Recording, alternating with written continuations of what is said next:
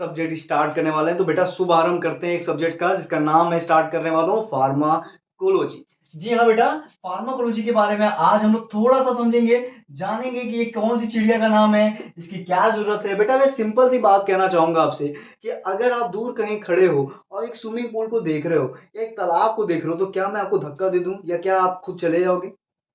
मैं धक्का नहीं दूंगा, चिंता ना। लेकिन क्या खुद से जाओगे? नहीं जाओगे बेटा, आपको नहीं पता वहां कौन सा जानवर है जो आपको निगलने के लिए बैठा हुआ है। बस खा गया। तो ये चीज आप उसकी जानकारी में रखोगे तभी जाओगे। सीधी सी बात है बेटा कि कोई सब्जेक्ट को अंदर जाके पढ़ना है तो पहले तो ये समझ लो वो सब्जेक्ट क्यों बनाया गया, क्या रीजन है इसको बनाने का, क्यों इस चिड़िया का नाम उन्होंने उजागर कर दिया लाइफ में, है ना। तो फार्माकोलॉजी बेटा एक ऐसी साइंस है, एक ऐसा विज्ञान है फार्मेसी का जो आपके दो शब्दों से मिलके बना, एक है फार्माको और एक है लॉजी।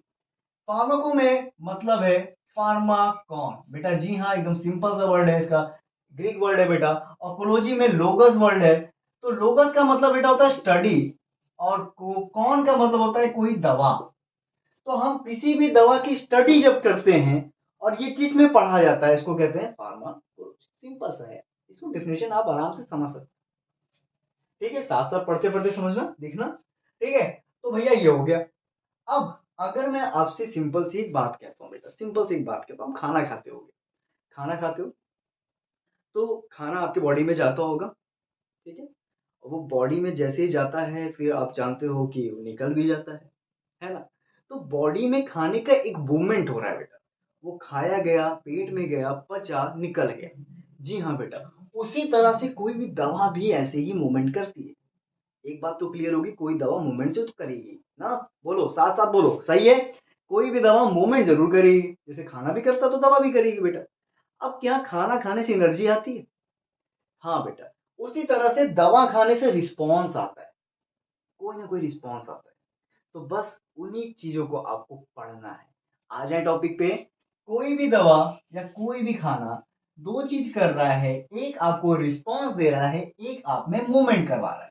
तो बेटा मूवमेंट के लिए हमने एक वर्ड यूज कर दिया फार्माकोकाइनेटिक, और इसमें हमने यूज कर दिया फार्माकोडायनेमिक।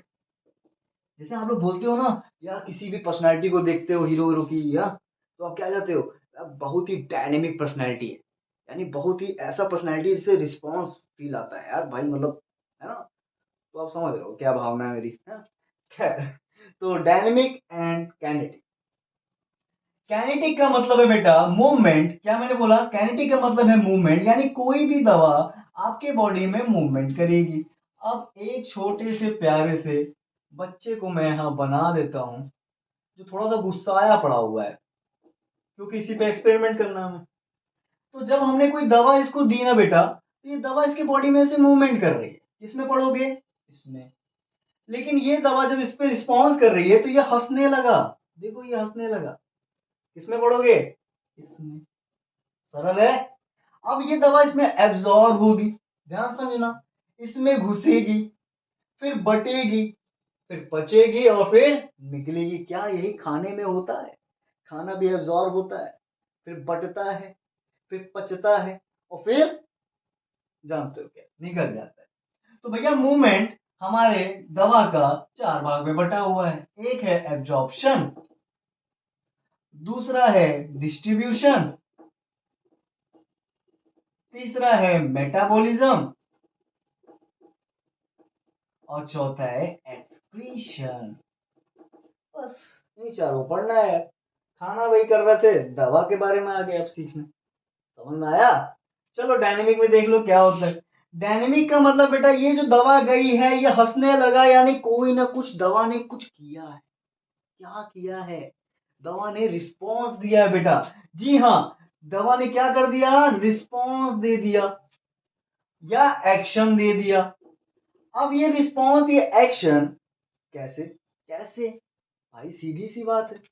अगर मैं कहूं कि मुझे इस पेन से लिखना है, तो मैं क्या करूंगा, इस कैप को उठाऊंगा और खोल दूंगा, यही करूंगा। जी हाँ बेटा, उसी तरह से जब दवा हमारी बॉडी में जाएगी तो कुछ ना कुछ क्रिया करेगी, और वही क्रिया करने के बाद आपके बॉडी में रिस्पॉन्स आएगा। आसान है। देखो बेटा, सीधी सी बात करूं, इस बॉडी में हर जगह हर जगह हर जगह बेटा, हर जगह प्रोटीन है, और इस प्रोटीन का एक मेम्ब्रेन है जिसको हम लोग कहते हैं रिसेप्टर। क्या कहते हैं बेटा? रिसेप्टर। यानी कोई चीज रिसेप्ट की जा रही है, उस पर बाइंड करने के लिए अलाउ की जा रही है। यानी कुछ भाई आओ तो मेरे पास बाइंड कर लो, मतलब ये समझ लो लड़का ही है, बॉयफ्रेंड ही है जो गर्लफ्रेंड का इंतजार कर ही रहा है। तो इसकी जो गर्लफ्रेंड है ना बेटा, ये है दवा।